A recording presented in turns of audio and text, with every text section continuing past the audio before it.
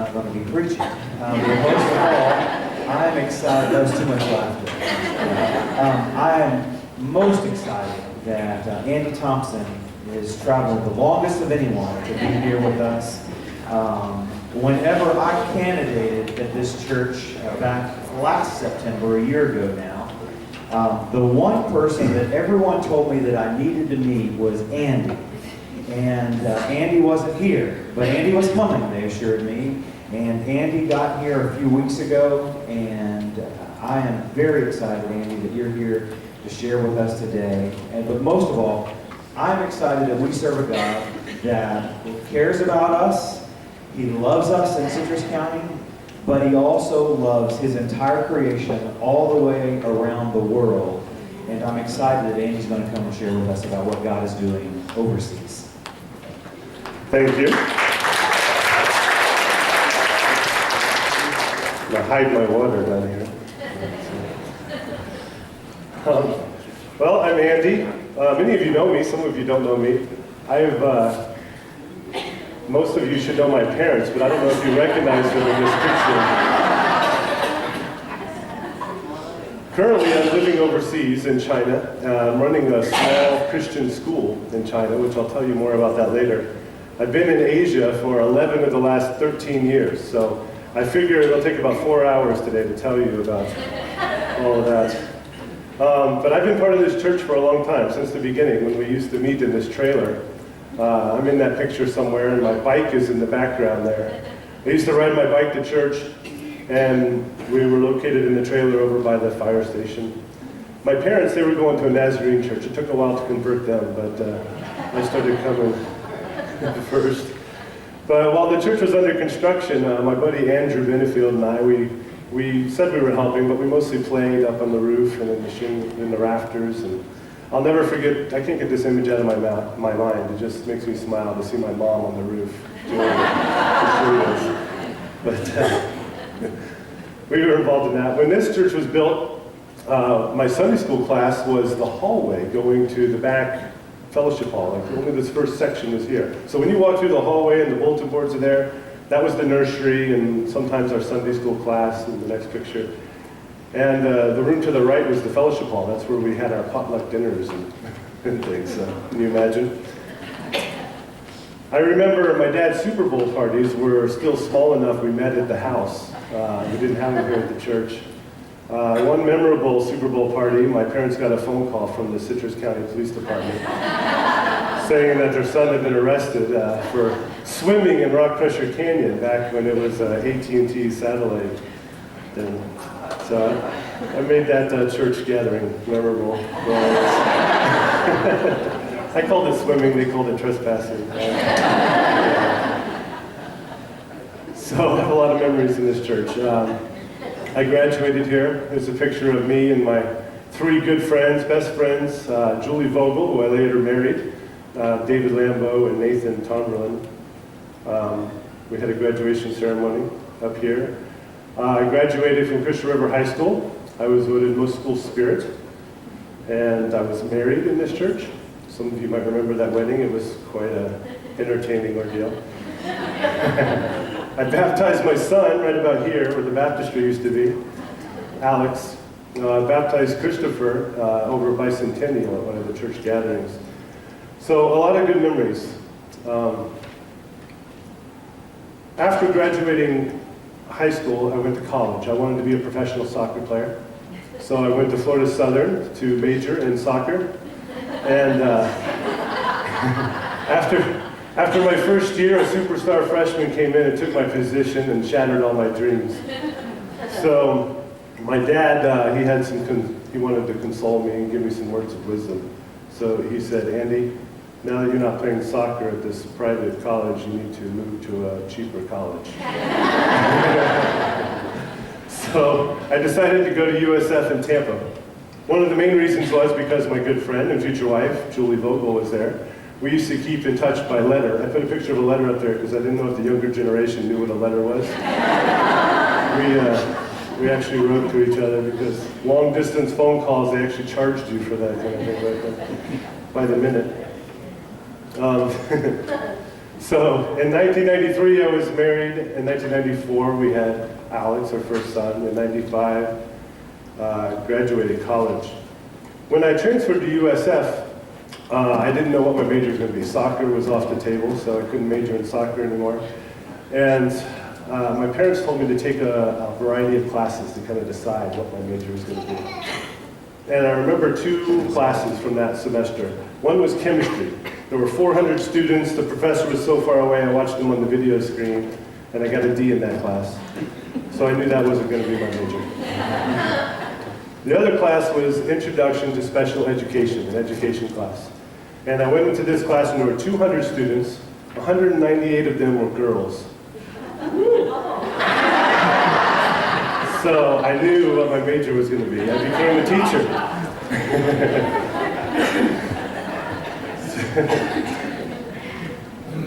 Anyway, so we lived in Tampa for 5 years after college. And we were living the American dream. We had 2.5 kids, 2.5 cars, a house, and debt up to our ears.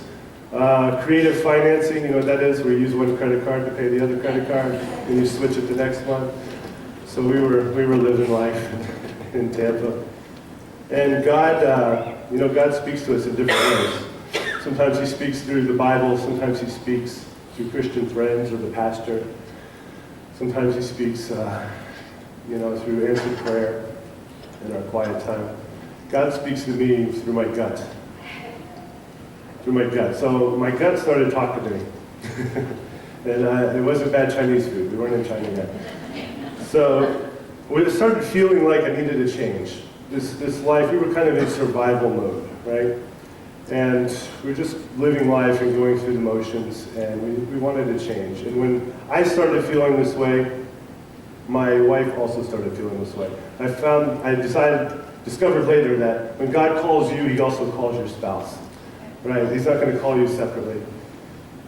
So we started talking about our options. Should we change schools? Should I go teach at a different school? Should we move? Should we go? And one of the topics that came up is, why don't we go overseas? I know there's military bases in Germany, and they have families living on the base, and they have schools. Maybe we can go teach on a military base. And my wife kind of shrugged her shoulders, like she does with all my ideas. And that was the end of that conversation until Sunday. On Sunday, we were in separate classes. They had split the guys and the girls, and we were doing an Experiencing God course. And in this course, that day we were studying Abraham and how Abraham was called to go to a land that was unknown. And after the class, we were sitting in the sanctuary waiting on the service to begin. And I showed my wife the lesson, and she had the same lesson, and said, do you think God is trying to tell us something? Should we pursue this further? And that was that. And my son Alex comes out of the back room, out of his Sunday school class, and he had been studying Abraham. And he had his little popsicle stick Abraham, and he had his lesson with Abraham traveling with all his camels. And I showed it to my wife, and I'm like, look, here it is again.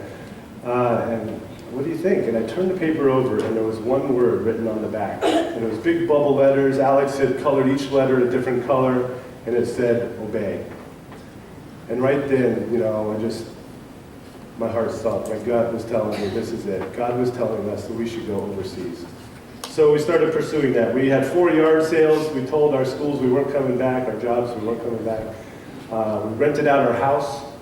I had applied to the Department of Defense to teach on a military base. They said, oh, we need special ed teachers. Somebody will call you this summer. You're going to have a job, no problem. We have lots of openings. We moved back to Crystal River to spend time with family. And we waited for the phone call. And we waited, and we waited, and it never came. So another thing I learned in that class, Experiencing God, is when God calls you, you follow that calling until God calls you to do something different, or until it happens. So I hadn't given up on living overseas. I found out that the Department of Defense was going to be at a job fair in February. So we took a job here in Crystal River. I started teaching at Citrus High School, and we were living here, and I went to this job fair in the University of Northern Iowa in February. And I interviewed with the Department of Defense, and they said, I don't know why they didn't call you. We have lots of openings. And they said, well, just wait, go home and we'll call you. So I saw that as a door closing. God closed that door, and whenever God closes a door, he always opens another door. So at that same job fair, there were hundreds of schools, 100 schools at least, interviewing for teaching positions all over the world. So I signed up for all kinds of interviews, like 8 or 9 interviews in different countries. And 2 of the schools out of that 100 were Christian schools. And I had no idea there were Christian international schools overseas. So God started leading me towards these schools. And I remember after my interviews, I basically had 2 options. After my first set of interviews, I had an option to go to Singapore, and they were offering a lot of money. It was a big American international school, big money. And I was offered a job at a Korean Christian school in South Korea, and they weren't offering a lot of money, and they wanted my wife to work too, and so it would have been a little bit of a struggle. And remember, we were survival mode living, so I remember praying to God that night. I said, God, you got to give me a sign, otherwise I hear you, I'm taking the money. The next morning, I went down to my mailbox where I was supposed to get a letter, one of those letters, and had a time of when I was supposed to meet to discuss my contract and have a second interview with the Singapore school. And the card said, sorry, we interviewed a teaching couple, we gave the husband the job we were going to give you. Good luck with your other interviews. And I was like, oh, boom, another door closed. So I turned around, and as soon as I turned around, with my head down, thinking, I'm going to Korea and I'm not going to make any money. There was a man standing there, and he said, hey, Andy, I'm looking forward to our interview. I still have more interviews that day. And he was with the Hong Kong Christian school, the other Christian school that was there. And so, long story short, 5 months later, we were in Hong Kong, teaching at an international Christian school. Our time in Hong Kong was amazing. Teaching in an international school, doing devotions every day with teachers, teaching Bible to my 5th graders every day. We grew spiritually. Our spiritual growth just shot up for me and my wife, our family. And it was just an amazing 5 years. And it was going to be hard to leave because my gut started talking to me again. And it started telling me that, maybe we should be in mainland China. That we were being called mainland China. And that was, I had to get confirmation from God this time because we were out of survival mode. We were living well. The kids were in a prestigious international school with free tuition. But he was calling us and we were certain, and so we went. And our thought was, all these blessings that he gave us in Hong Kong because we obeyed him the first time, how could we ignore him the second time? So we left. We left with no job.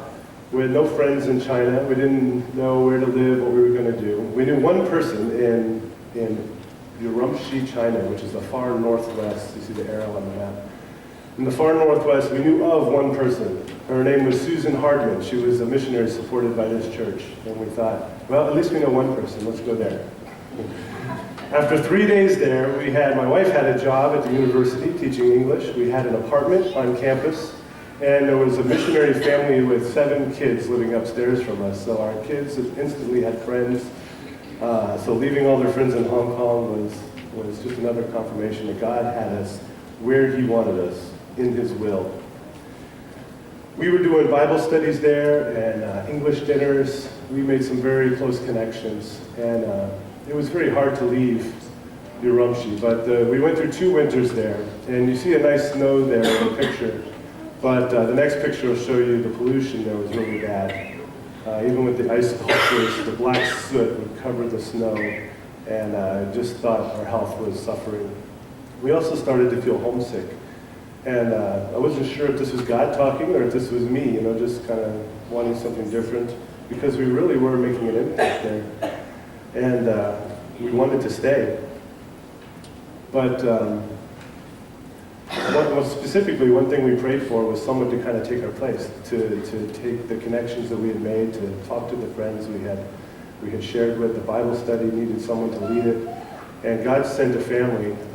You know him. He spoke here last month. His name is Randy Fairman. He still lives in that area. And he came in and started going to our Bible studies and connecting with our group. And that connection just blossomed. And he learned the language so quickly, and he just kind of took over and took over where we left off. So I share all this past with you because in my childhood and my growing up, because I want you to know that I'm kind of just your average guy. You know, there's nothing special really. I didn't go to seminary. I didn't go to Bible college. I didn't have training to go overseas and teach. I just followed God's calling. When the doors opened, I went. And that's how we ended up there. And I've worked over there. We're not supported by any mission group. I do consider myself an unofficial missionary. I think we're all missionaries. We're supposed to spread the word to everyone around us. But I work there, and we make our living out of the school. And I just know that that's where God wants me. You know, He's confirmed it to me over and over again, that I am living in His will. So, let me jump ahead, because I often hear people give their testimony, and they're like, oh, 5, 10, 15 years ago, you know, this great experience with God happened. And I think when you give your testimony, it should be current and ongoing, right? Your testimony, if your relationship with God and you're in His will, you should have experience after experience after experience. So the last 4 years, we're in Xiamen, China, which is down in the southeast. You see that little white island to the right, that's Taiwan. So we're kind of the same latitude as Taiwan or Jacksonville if we came all the way around the world.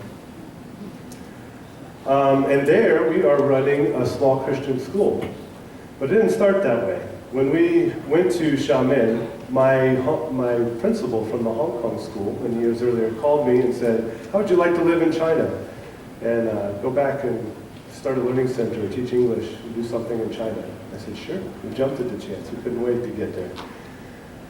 So now we're in Xiamen, China, and our plan was to go into local schools and teach English and kind of make money, because I'm a teacher, right? I'm not a missionary or a church planter. So we wanted to go in, teach English, make a little money like everyone else is doing in China, teaching English. And we wanted specifically to be able to bring Christian teachers over and also place them in Christian schools. So that was our goal, to kind of place people. We were placing them in Egypt. And we still do a little bit of that. But God had a different plan. When we arrived, we got involved with the International Fellowship.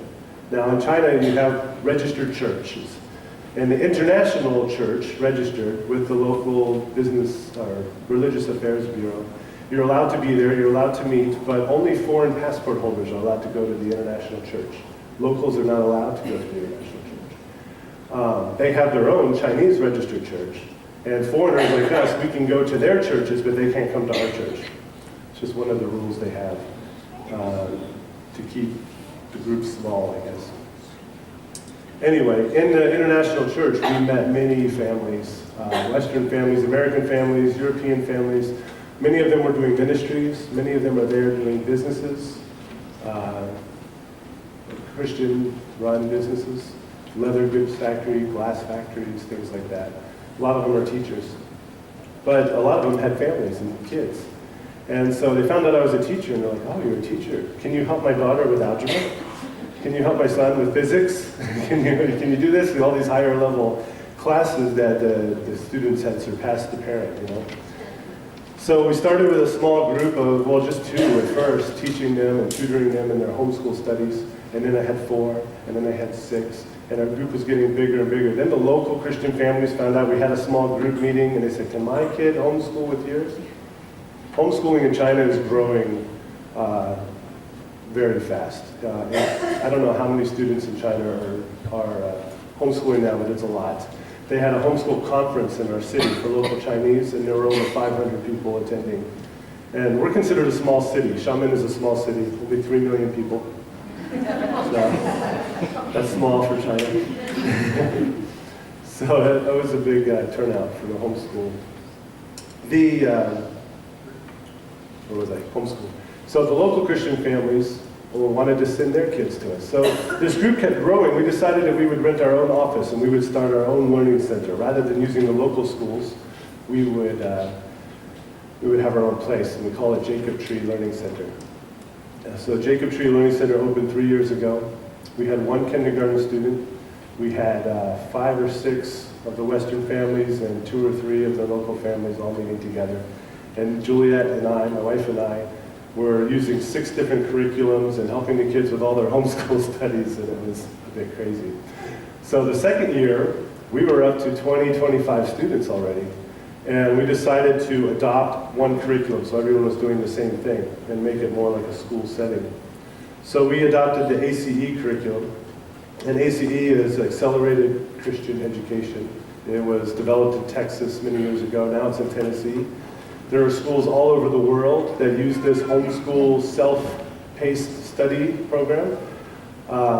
There's about over 100 schools in the Philippines and across Asia, and it's growing by leaps and bounds in China. There must be over 60 schools like ours, small learning centers, using this Christian curriculum for their schooling. When we went to the National Student Convention last year, where all the ACE schools in China get together, and the students compete in music and science fair and photography and track and field, everything. It's a 4-day event. There were 34 schools there, and there were over 500 students participating. And we came away with 3 first-place medals. It was fun. So this is our learning center, the pictures you've been seeing. The kindergarten and the first grade are actually run by teachers. It's kind of a normal setting. And then from the upper school, we call it, 2nd grade to 12th grade, is a learning center where everyone's in the same room around the circle area of the desk. And the monitors, our teachers, just go around and kind of plays the role of a parent who's homeschooling and make sure they're on pace, they're working, they have any questions they can ask. High school students, we push them into an online program so they can get an accredited U.S. diploma. Last year we had 1 graduate. He went to the University of Toronto, or University of Tyndale University in Toronto. It's a Christian seminary university. So we were excited to have our first graduate last year. We have another graduate coming up next year, I think, if she keeps working hard. So we started our small school.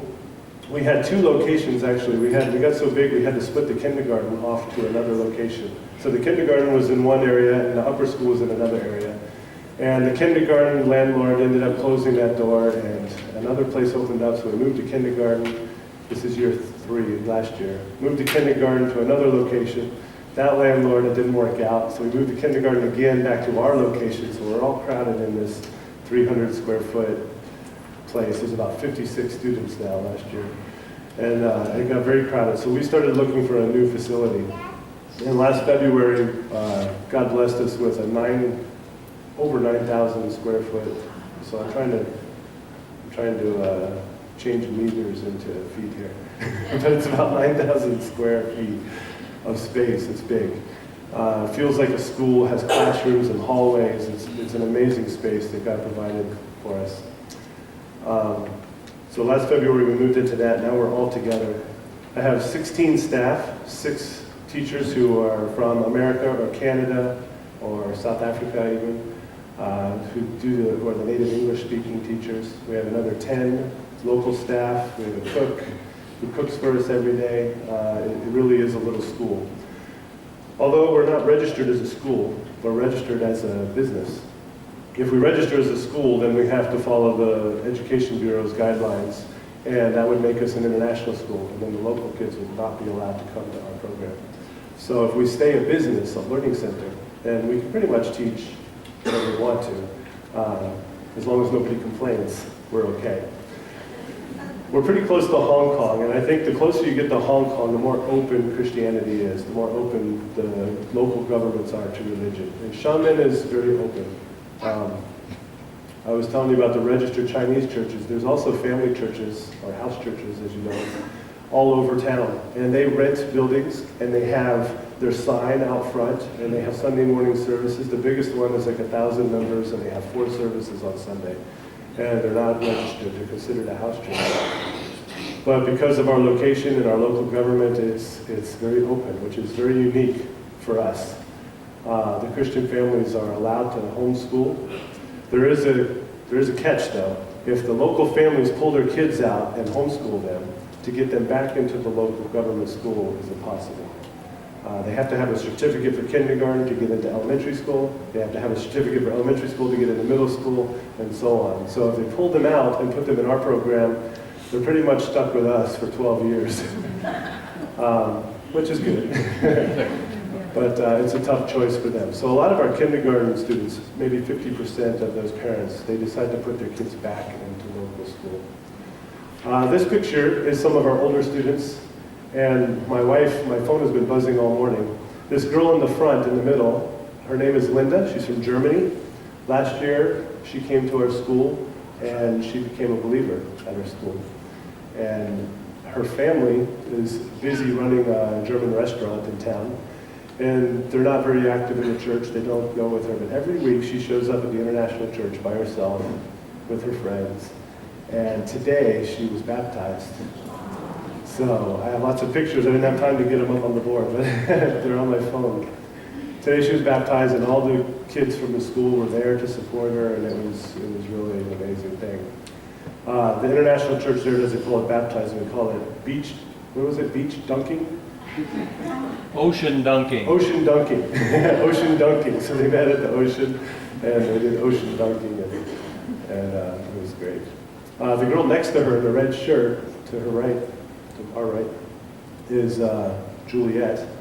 She has the same name as my wife, so it's often when I call her across the room, they both answer. It's kind of fun. But last year, she just started a new Bible study with my wife, a girls group. And my wife was asking them, who's believers? Are you Christian? When did you become a Christian? And she shared, we didn't know this, but last year, when I was doing a Bible lesson on my creation and evolution, she became a Christian after that. And I remember last year, she took all my DVDs and PowerPoints and took them home to her dad and showed her dad. And her dad has been very active in coming into school and volunteering. And I need to ask her if he became a Christian or not, but I think that's the way it's going. She's going to bring her dad around. So praise God for that. One of the boys in the top, he's blind, legally blind. He reads everything very close. His family is Buddhist, and when he talks to us and asks us questions about Christianity, the great thing about Christian education is Christianity is weaved into all of the subjects. I mean, they have memory verses, they have missionary stories, everything is related to truths and morals from the Bible. And he asked us a lot of questions. We have some great conversations with him. And he told me, I can never be a Christian because Christians are perfect. They never do anything wrong. I said, well, let me tell you a story about when I was arrested.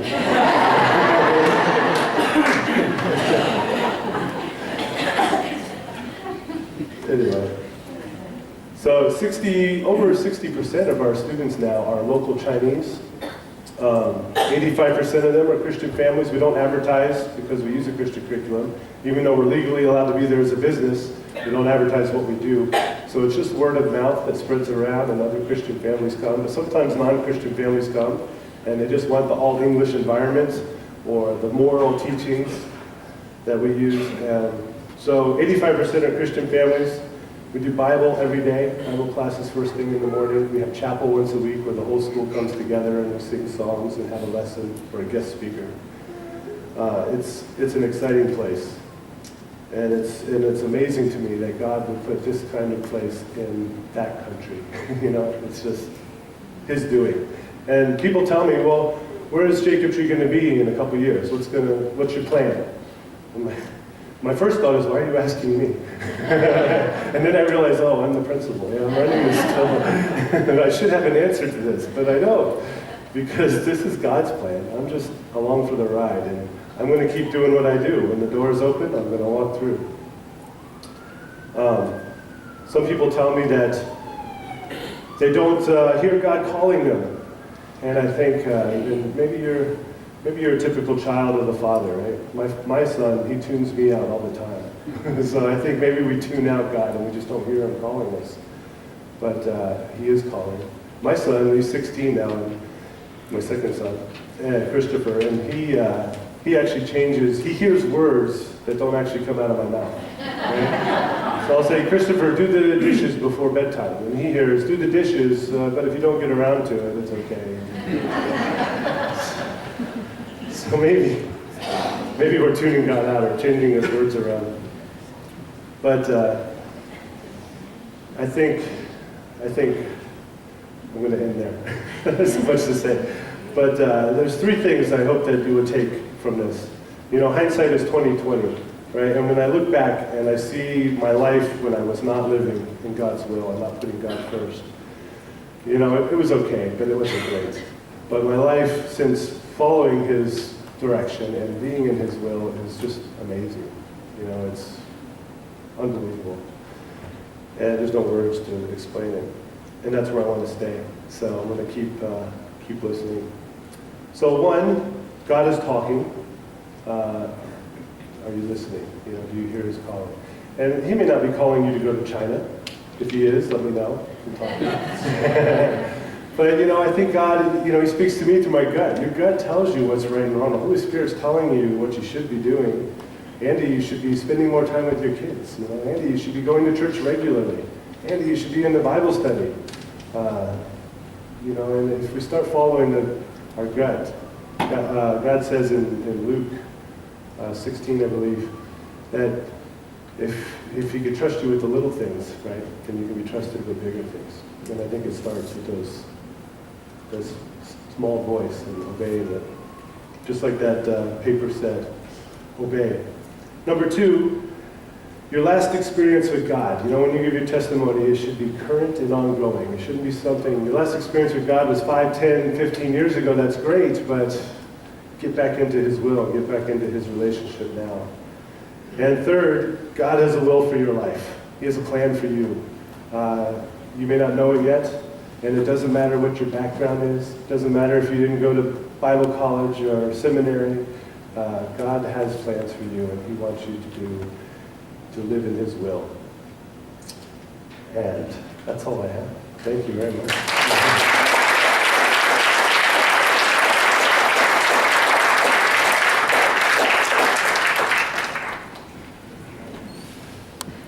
Thank you so much, Andy. You know, the one thing that I found amazing, or the two things that I found amazing, is one, is God's called us to obey. He is speaking to us. It's our responsibility to obey, to listen to him. And the second part of that is God is faithful. You know, we serve a faithful God. And even when we're not faithful, God is always faithful. Even when we let God or let other people down, God is always faithful. And I'm thankful that that's the God that we serve. Andy, thank you so much, very, very much, for coming and sharing with us today. It was a great blessing. And we just want to continue to pray God's blessings upon you and your ministry and your family. And we just know that God is going to continue to do great things, whatever those great things are. He doesn't always tell us what they are. He just wants us to obey. So I'm excited for the rest of the day today. We've got an awesome day planned for the rest of the day. I want to ask if you would stand. Our worship band is going to come back, and we're going to close with a song, and then we'll pray. But this afternoon is going to be a day of F's for us. The first is food. That's the best part, right? And family and friends and fun. We've got lots of games. Gary, raise your hand. Gary is organizing our inaugural cornhole tournament.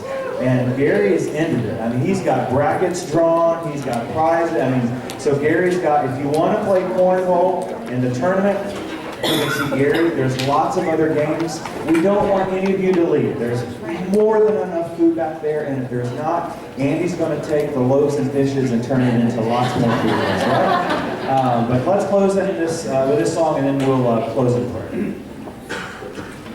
1, 2, 3, 4. Thank you.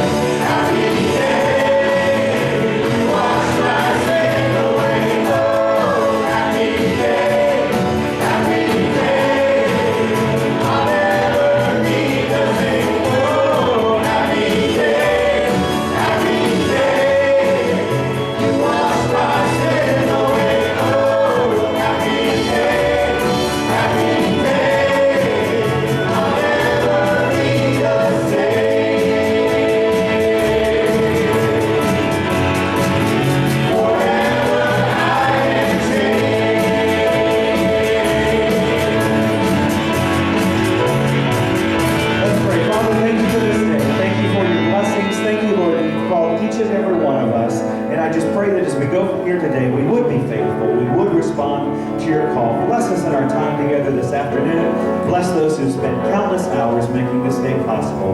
We thank you and give you praise in Jesus' name. Amen. We'll let all of our guests go first, right down this hallway. The food's in there. Make yourself at home. You don't have to leave. We want you to stay and have a great day with us.